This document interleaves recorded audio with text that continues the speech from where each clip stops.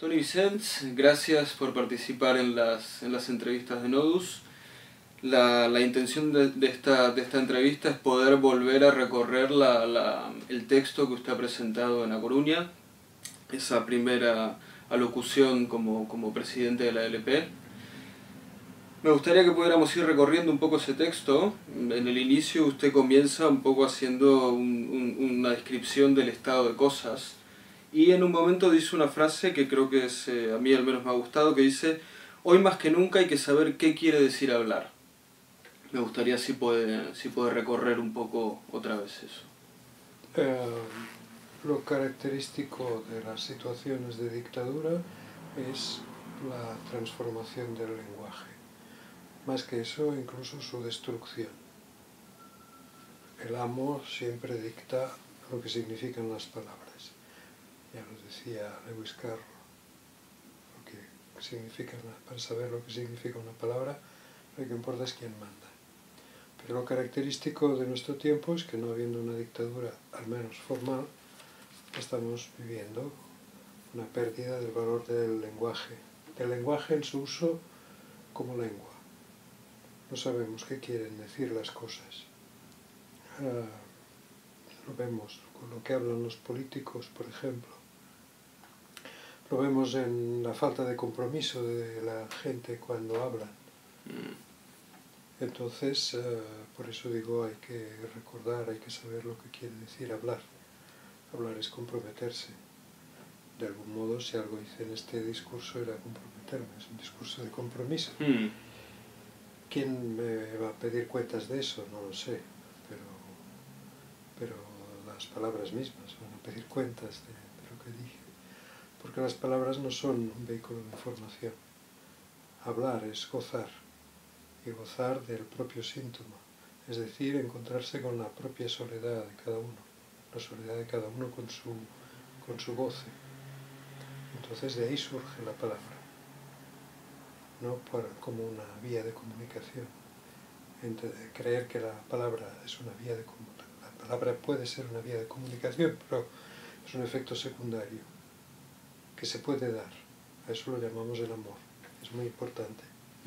Pero lo esencial de la comunicación, como decía Lacan, es el malentendido. Ahí es donde surge el nudo con los demás.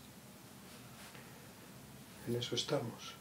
Por eso hoy, en todos los campos del saber, de la política, de la ciencia, de las ciencias humanas, de la literatura incluso, se pierde constantemente el sentido de lo que es hablar. Quedan algunos poetas, pocos.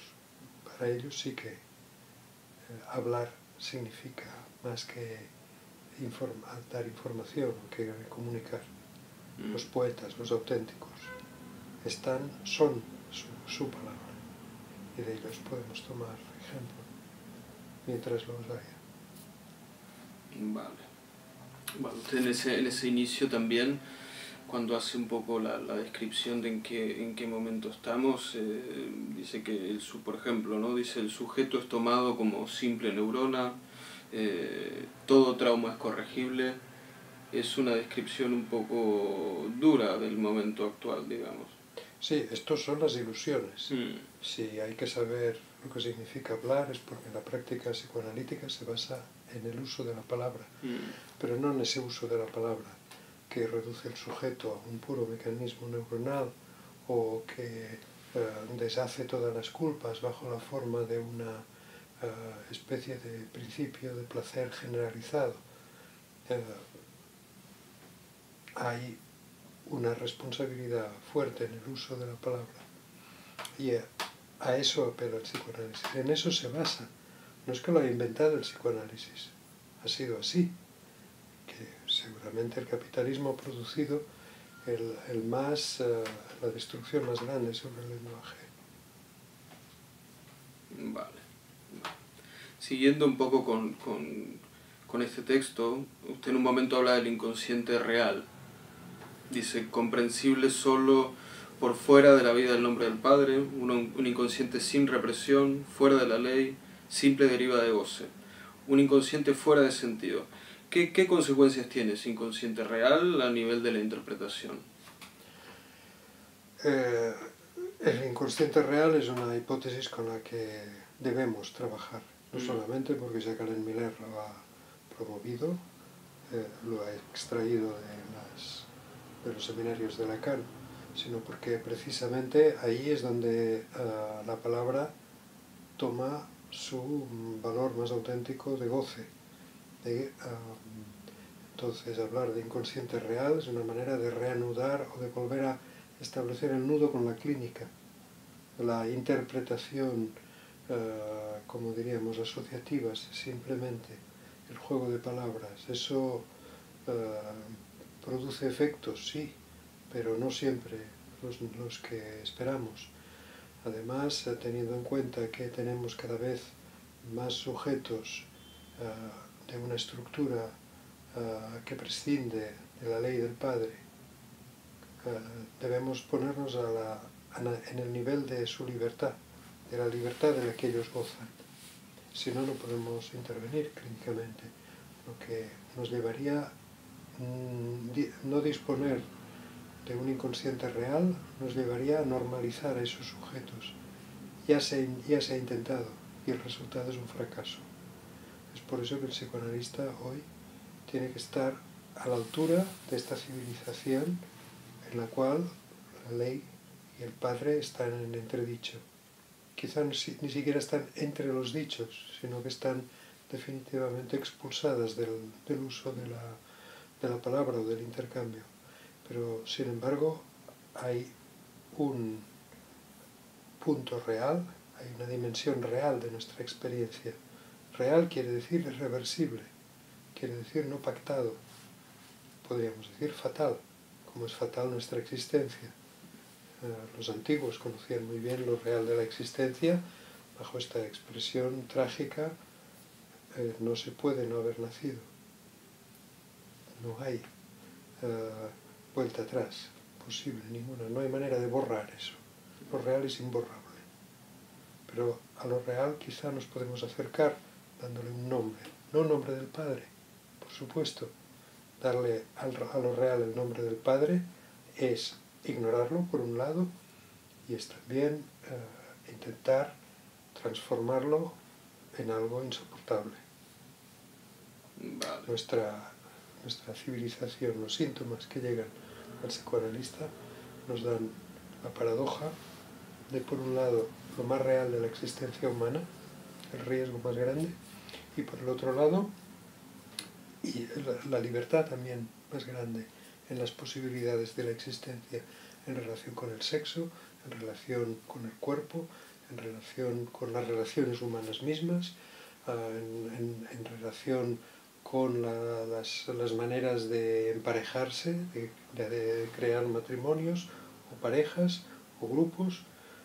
En general la solución suele pasar por la pareja y a partir de eso también procrear. Eso también es real, la procreación. Y vemos hoy como la procreación no está ligada a ningún tipo de... está ligada a las normas y a las leyes, pero al mismo tiempo goza de una grandísima libertad. Pues se puede procrear haciendo uso de los recursos de la ciencia, se puede procrear de las maneras tan diversas como vemos que nos ofrece hoy. Por tanto, vemos una disolución del sentido de la palabra en el mercado, cuando el mercado era un lugar de palabra, exactamente. El mercado es silencioso ahora. En el mercado la gente contaba historias, había los que contaban cuentos, contaban las mil y una noches, historias que creaban nudos sociales entre los que los escuchaban, donde los niños, los jóvenes aprendían cosas de la vida. El mercado de hoy en día no es esto, no es el mercado de Marrakech, ni el mercado de Vic, ni el mercado como era clásicamente, ni el mercado medieval. Es un mercado absolutamente silencioso, sin palabra. Entonces esa dimensión hace que el mercado sea más siniestro que nunca. No hay esa compensación, digamos.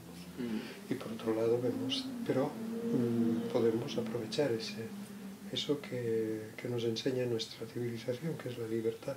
Vemos cómo la más grande libertad y la más grande opresión están actualmente conviviendo. Y eso lo encontramos en las quejas de nuestros pacientes.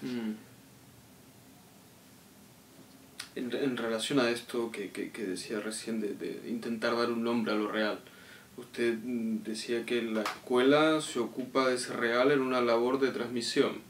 Sí. Intentar hacer pasar lo real a algo que tenga una dimensión simbólica. ¿Tiene que ver con ello? Bueno, eso es con lo que me enfrentaba. Yo estaba hablando a la escuela, agradeciendo la votación y al mismo tiempo intentando nombrar lo que es la escuela, acercarme un poco a eso que es real de la escuela. Lo real de la escuela es que está formada mayormente por psicoanalistas, es decir, personas que tienen un trabajo, una profesión imposible, una profesión que no está regulada por normas, que no está con las vías de su formación, son muy diversas y la manera como cada cual llega a la profesión, al ejercicio del psicoanálisis es absolutamente diferente. Esto pasa en todas las profesiones, pero luego hay una titulación que homogeneiza y estandariza las formaciones. El psicoanalista no es estándar. Nadie puede saber al comienzo de su análisis si será psicoanalista o no. Es algo con lo que uno se encuentra. A mí me pasó. Yo fui al psicoanalista hace mucho tiempo porque me encontraba mal y quería hablar de eso, que sabía que no era médico, sabía que era un problema con la vida, con la existencia, con el amor, con el odio, con mi síntoma, con mi sexo, con mi existencia, con todas estas cosas que hacen un síntoma, y entonces así avanzando, bueno, me encontré con que tenía ganas de pasar al otro lado. ¿Demoró mucho en darse cuenta? ¿Le llevó mucho tiempo llegar a esa idea? Bueno, ahora el paso fue, más que tiempo, el paso fue bastante abrupto, porque la situación en el psicoanálisis lacaniano en aquel momento en Barcelona estaba en una gran crisis.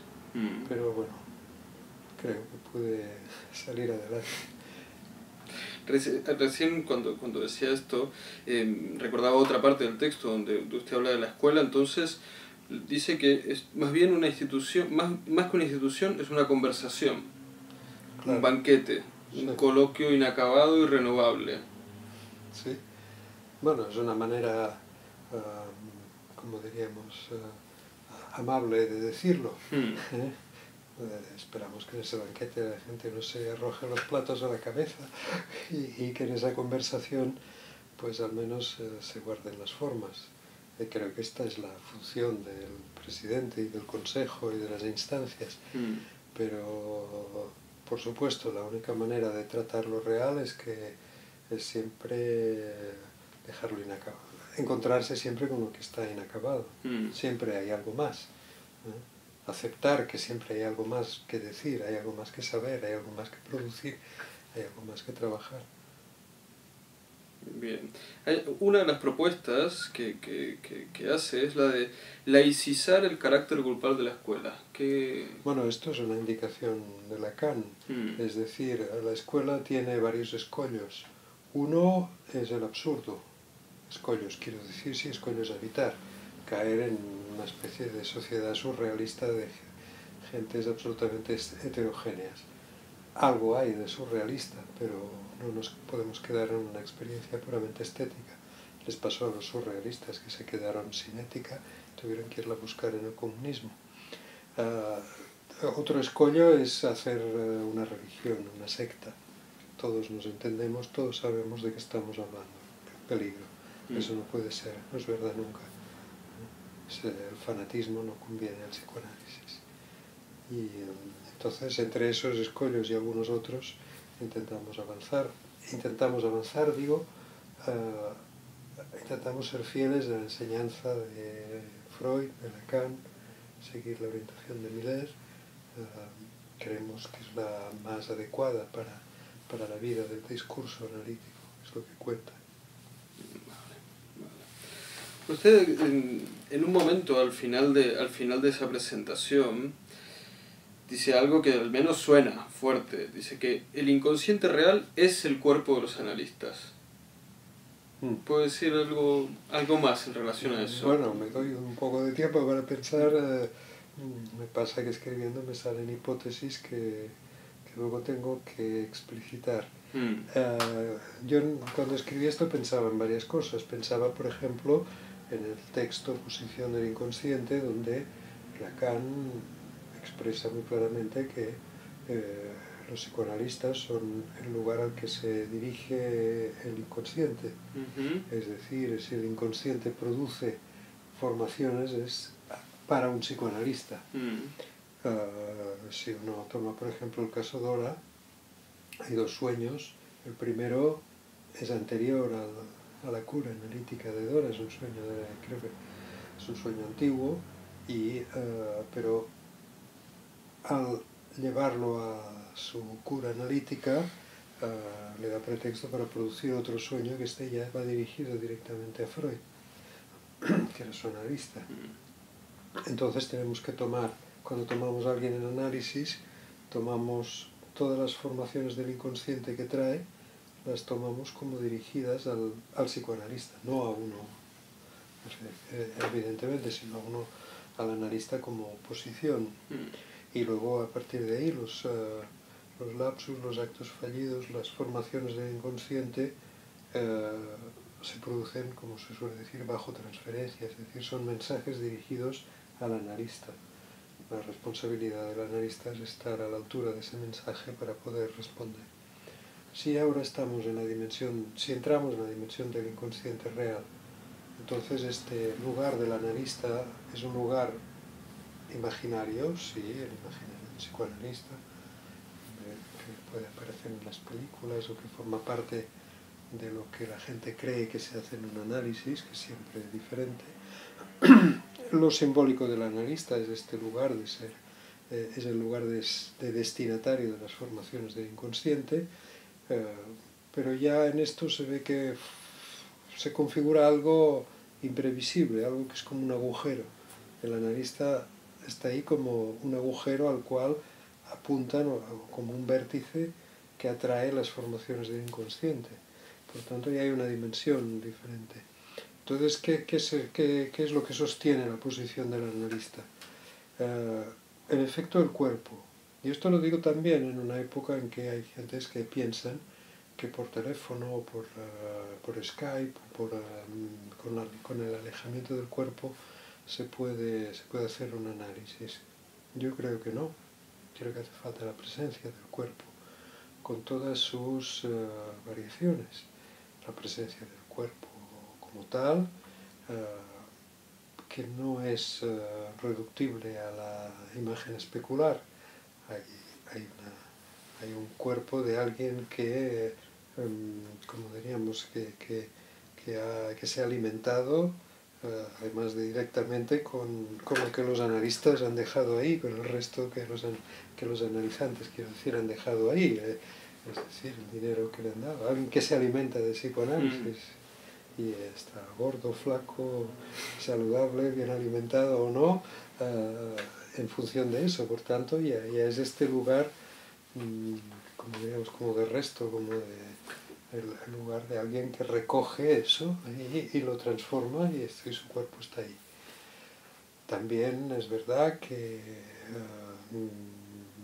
hay muchos casos en los cuales la presencia del psicoanalista como tal resulta totalmente orientativo y necesario para su cura.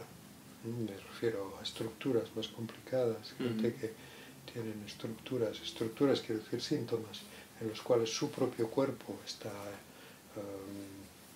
vacante o ocupa una función un poco fallida en relación con lo que es la imagen de sí mismo, la imagen de su propio cuerpo como función simbólica.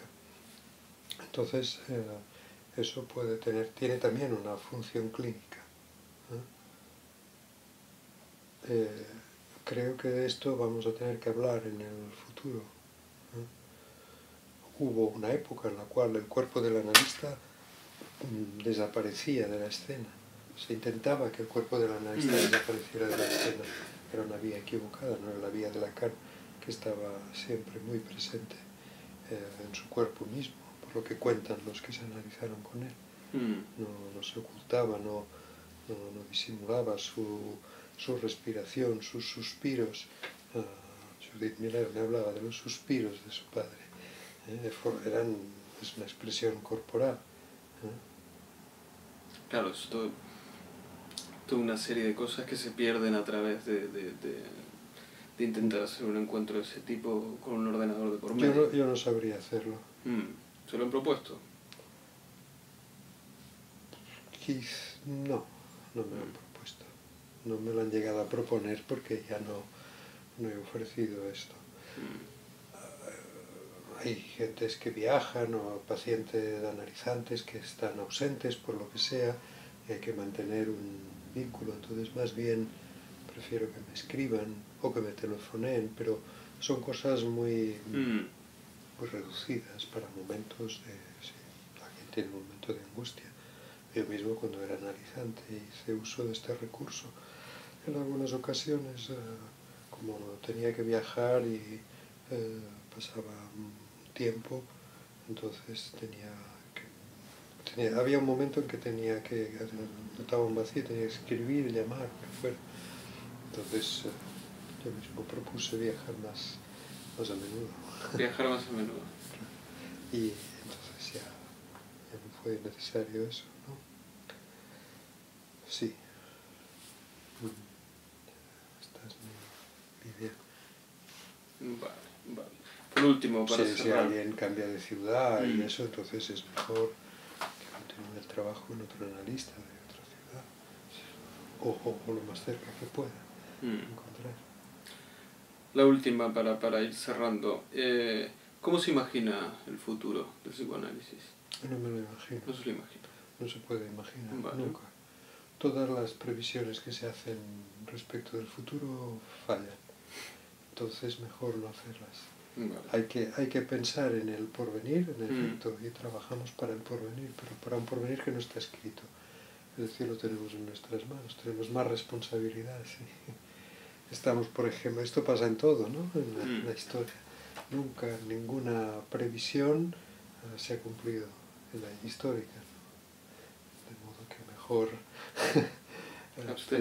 pensar que hay un porvenir, efectivamente, que tenemos una responsabilidad de formación, como yo también me ocupo de algún modo de formación de los analistas y estando como presidente de la LP, una de mis preocupaciones es la formación, no solamente la formación de los candidatos que empiezan, sino lo que llamaríamos la formación continua, pues eso sí que me importa mucho. No puede ser que la experiencia se agote con los que estamos ahora. Sería una lástima. Aparte de que hay jóvenes que esperan de nosotros que demos algún ejemplo, se puede decir. Que intentamos dar un ejemplo que no sea un ejemplo a imitar, sino una experiencia transmitida. Esta diferencia es crucial. Y todo lo que se imita desaparece. Todo lo que se hace por imitación no tiene ninguna consistencia. Un analista no puede imitar a otro, ni a su analista. Hay que inventar todo el tiempo. Muy bien. Muchas gracias otra vez por participar en las entrevistas. Gracias a vosotros y a disponer. Muy bien. Gracias.